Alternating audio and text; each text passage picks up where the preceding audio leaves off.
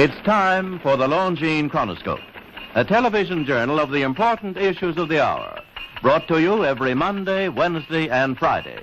A presentation of the Longines Whitnor Watch Company, maker of Longines, the world's most honored watch, and Whitnor, distinguished companion to the world-honored Longines. Good evening, this is Frank Knight. May I introduce our co-editors for this edition of the Longines Chronoscope? Larry Lasser, CBS News correspondent, and Kenneth Crawford, National Affairs Editor of Newsweek magazine. Our very distinguished guest for this evening is Admiral Richard E. Byrd. The North Pole used to be a no-man's land, but these are the days when, by buying a ticket on a commercial airliner, you can fly across the North Pole and drink a cocktail at the same time. You know, only 60 or more years ago, about 35 years ago, our guest tonight found out whether there was any land north of the North American continent. He made that first discovery flight, and I must say that Admiral Byrd, our guest tonight, is not only our greatest living explorer, but he's been an inspiration to countless Americans. Admiral Byrd, you've been to both the North Pole and the South Pole. Is there any unexplored land left on this earth that might appeal to adventurous young Americans? Yes, there is. And not up around the North Pole, because it's getting crowded up there now, because they find out it's really usable, not only to live in, but militarily. But strangely enough, there's left in the world today an area as big as the United States that's never been seen by a human being. And that's beyond the pole on the other side of the South Pole from Middle America. And I think it's quite astonishing that there should be an area as big as that unexplored. This is a tremendous So challenge. there's a lot of adventure left down at the bottom of the world. Well, Admiral, do you hope to see that? I do. Well, Admiral, Yeah. would you say that since you've been to both the extremities of Earth, are these expeditions to such far-off places, are they getting easier because of modern techniques, or is danger still close at hand? Well, it's a little risky, but nothing like it used to be with the old slow planes and the small cruising radius where we had to put down bases. We replaced the dog teams, and of course that was a big improvement. But now the planes go much faster and they're safer, and they have a much bigger cruising radius. You haven't got the danger of a terribly heavy load. Admiral, an expedition to which I believe you're the advisor is now en route. What is that expedition doing? Well, that's the icebreaker Atka, and it's a reconnaissance expedition. It's going down to the South Pole area to make certain observations and to look for some bases. They will be back in April, and they will report back, and upon the information we get from that undertaking, we will base the bigger expedition that's to follow. Is that very definitely planned, or is that... That is being planned right now. So I'm willing to say to you that there will be a number of expeditions that will follow, I think, year after year, at the bottom of the world, because the government has really become interested. Well, Admiral Byrd, I can understand, I think everybody can, the interest in the North Pole because it's so near our greatest challenger, Soviet Russia. But why this interest in the bottom of the world? Nobody living down there, is there? No, it's pretty cold. There's only one permanent resident, that's the emperor penguin. The little ones live further north. I tell you one reason they're interested. It's by far the most valuable, important place left in the world for science. That's why the scientific groups all over the nation are really interested. But more important than that, it has to do with the future of the nation, those to come after us, or even during your lifetime, because it happens to be an untouched reservoir of natural resources. And, you know, as the world shrinks with an ever-increasing acceleration, far-flung places, once useless, like we thought the North Pole was, and no man's land, become very useful. The bottom of the world will be important, not only to us, but to our allies. I was going to ask you, does it have military importance? It has some, and as the world shrinks, it will continue to shrink with an ever-increasing acceleration. thus bringing these places closer. And in the future, I can see a time when it will be very, very important strategically. Well, has the development of air power increased the strategic importance of places like the very much Parma so. Peninsula, we'll say? Very much so. Even now, if anything happened and we lost the Panama Canal, we would have to control the islands just north of Antarctica, which are part of Antarctica, and between there and Cape Horn. I've heard it said that there are 7 continents in the world, and one of them has never been seen by a woman, and that's Antarctica. Is that actually true? Well, if the Palm Peninsula is an island, as far as I know, that's true. No woman's ever stepped foot upon the Antarctic continent, and it's the most peaceful place in the world. Well, I'm sure that won't last very long.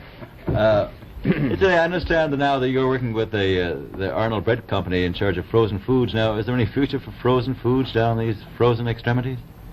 Well, I think the human race can be helped by that.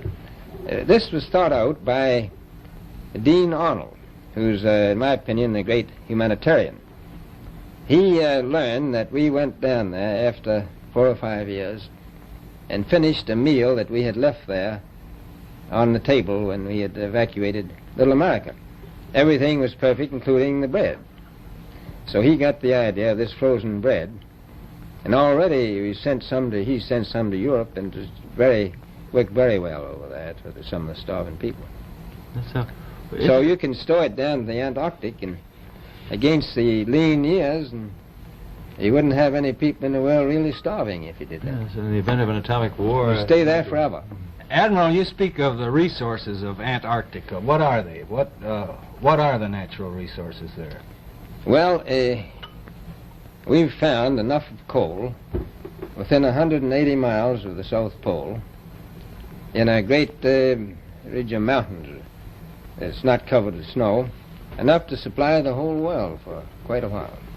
Well, that's the coal. Now, there's evidence of many other minerals. We are pretty sure there's oil. Now, that coal shows the bottom of the world.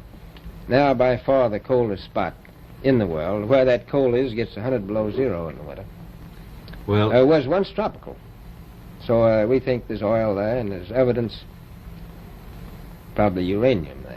Is it any secret? Is there uranium there? That would be the only thing that would be practical to actually go after, I suppose. Everything else would be economically unfeasible, wouldn't it? Well, as we recklessly expend our resources, the time will come when we'll have to go after that stuff down there. Well, you know, I avoided what you said about uranium. I'm not sure about that. I don't want to have the world fight over the Antarctic. Admiral, is there a competition among other nations to try to get information about Antarctica and possibly to secure some of these resources? Well, yes. There are now 7 nations very much interested. Russia is interested tremendously.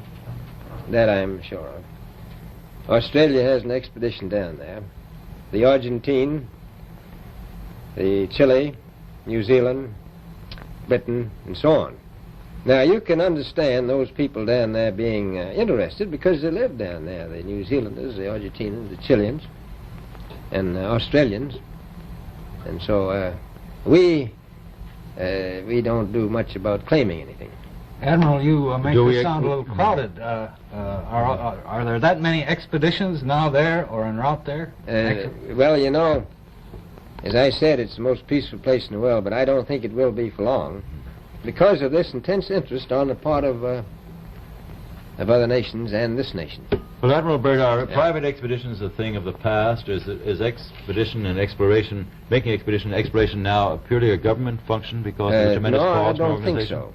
I think down south it may be more or less a thing of the past, but not other expeditions that go there. A lot of them go north now. This latest expedition now on the way is a government expedition, I take it. Yes, that's the government. But may I ask you, is there a great difference between the top of the world and the bottom of the world? There is. Now, the North Pole is the center of an ocean 10,000 feet deep. The South Pole, the center of a plateau, 10,000 feet high. The North Polar Sea is surrounded by continents slightly frozen. The Antarctic continent is surrounded by a belt of ice frozen seas of at least 1,200 miles thick. Now, the south is a plateau. It gets, in some places, 14,000 feet up. I've been over areas about 13,000, and it's a little bit chilly up there. So there's that big difference between the top and bottom of the world. The north really isn't very cold up there on the Arctic Ocean. Not compared to the south. Admiral Byrd, we often hear it said that our young Americans now aren't as hardy as their forefathers. Do you think that Americans do measure up to the standards, the physical standards and morale standards of the past? I do. I don't believe that. I think they're just as hardy. Well, what would you say was the most valuable factor on an expedition? Is it morale, or physical courage, or is it sheer equipment? Well, I've always thought that loyalty was by far the most important trait. The British told me that when I first went down in 28, that I couldn't possibly get through the winter night without a mutiny if I took more than 20 men. But to serve science, I had to take 42 men. Then I took 56 the next time, and so on. So, and I did find that loyalty was the most important thing during the winter night when it's very hard on your nerves. I think that's best trait. Well, that's a very valuable characteristic at any time. Well, thank you very much, Admiral Byrd. It's been a great pleasure to have you here tonight. It's a pleasure to be with you. Yes. The opinions expressed on the Longines Chronoscope were those of the speakers. The editorial board for this edition of the Longines Chronoscope was Larry Lasser and Kenneth Crawford.